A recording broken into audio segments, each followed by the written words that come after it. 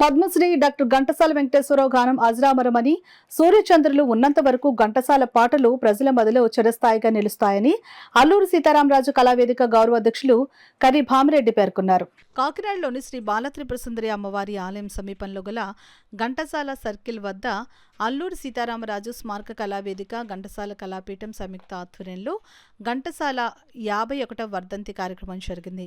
ఈ కార్యక్రమంలో కళావేదిక గౌరవ అధ్యక్షులు కర్రి భామిరెడ్డి, ఉపాధ్యక్షులు ఎస్వీఎస్ఎన్ పాల్గొని ఘంటసాల విగ్రహానికి పూలమాలలు వేసి ఘనంగా నివాళులర్పించారు.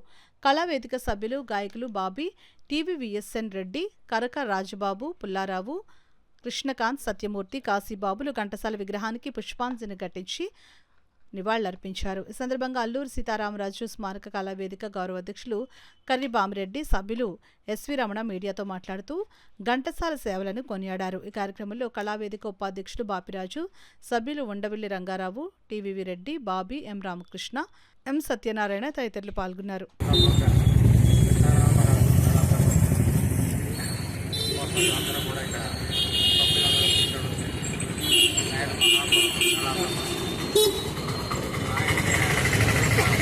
తెలుగువారే కాదు, ఇండియా కాదు, ప్రపంచమంతా కూడా ఆయన గానాన్ని ఈరోజు కూడా ఆయన భగవంతుని కానీ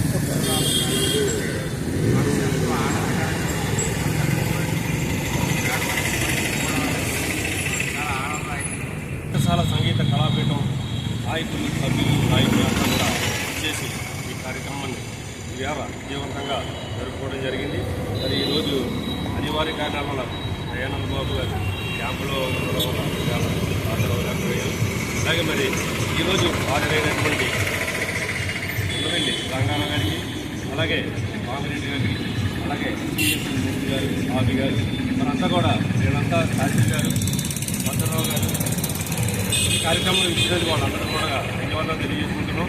ఈ సంవత్సరమే కాదు, ఈ సంవత్సరం కూడా గతం నుంచి నాటి నుంచి నేటి వరకు కూడా ఈ జయంతిని వర్ధంతులు కూడా